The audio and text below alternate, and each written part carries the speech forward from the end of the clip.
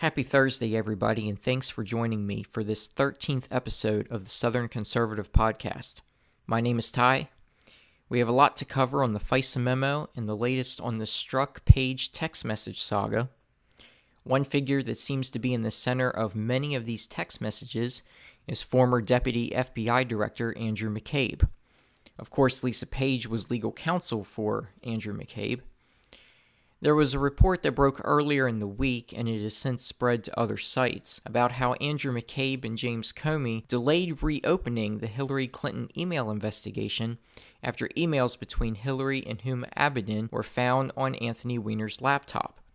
You'll remember investigators were looking into Weiner engaging in sexually explicit conversations with an underage girl. Anyway, the emails were discovered about a month before Comey announced he was reopening the investigation. Here's a recent article from the Washington Examiner.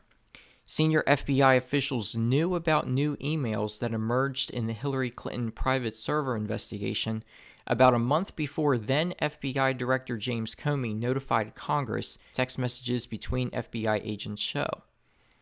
The messages indicate the former FBI Deputy Director Andrew McCabe knew about thousands of new emails concerning Clinton's private email server during her tenure at the State Department on or before September 28, 2016.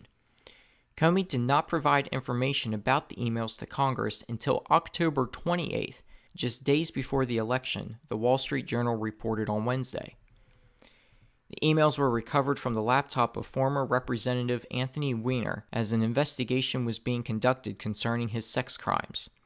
The discovery has sparked an FBI Inspector General investigation to determine if McCabe intentionally did not disclose the information for political purposes. The text message that tipped off the lag in notifying Congress was sent by FBI agent Peter Strzok on September 28th. Strzok was eventually removed from Special Counsel Robert Mueller's Russia inquiry into Russian meddling in the election following revelations that he had exchanged anti-Trump and pro-Hillary text messages. And here's the text message from Peter Strzok. Got called up to Andy's earlier. Hundreds of thousands of emails turned over by Weiner's attorney to Sydney, SDNY, I guess it's Sydney. Includes a ton of material from spouse. Sending team up tomorrow to review. This will never end. Investigators searched Weiner's laptop in September 2016 and found thousands of emails related to Clinton's private email server because Weiner's wife and Clinton aide Abedin had used the laptop for work purposes.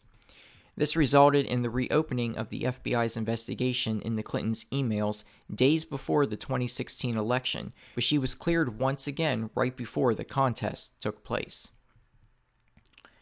Now, if you're like me, folks, I'm sure you found it very, very odd, just before the 2016 election, that James Comey, who was hailed as a hero by the Democrats and the left for clearing Hillary Clinton, reopened that email investigation less than 2 weeks before the 2016 election, for which he was vilified by the Democrats and the left. Many blamed Comey for the reason why Hillary lost, when in reality they should be grateful, and especially Hillary should be grateful, that she didn't go to prison. But now we know why Comey waited. If it was up to him, and if it was up to Andrew McCabe, that investigation would never have reopened in October. It only reopened because there was pressure from the folks at the bottom of the FBI, and it made its way up to the top, to reopen the investigation. But as we know, it was a sham investigation in the first place. You had Peter Strzok helping to rewrite Comey's report, basically exonerating Hillary before she or any other key witnesses were interviewed. And Loretta Lynch knew that Hillary wasn't going to be prosecuted. But Comey had to at least be seen as working every single angle of the investigation.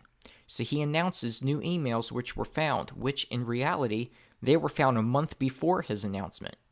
And then just days before the election, announces there are no charges that are going to be brought against Hillary and there are no changes to the FBI's original findings.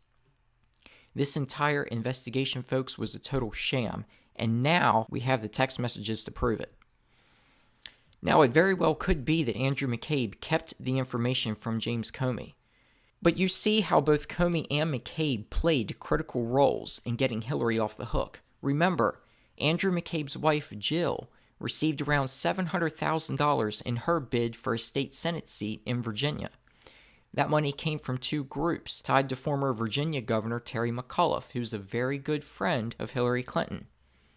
The conflict of interest here is so glaring.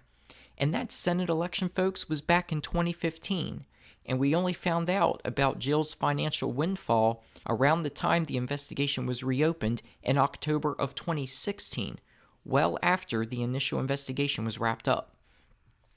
So what you have, folks, when you put all this together, is people at the top of the DOJ and the FBI colluding to possibly change the outcome of the 2016 presidential race.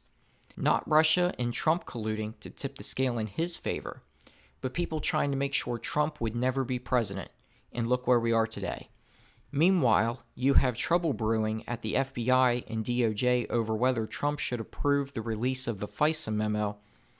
In a nutshell, top FBI and DOJ officials do not want this memo released. Adam Schiff, the Democrat ranking member on the House Intelligence Committee, is saying that Devin Nunes, the chairman of the committee, made changes to the memo after the House committee voted to release it. He says the president is not reviewing the same memo that the Intelligence Committee approved to be released.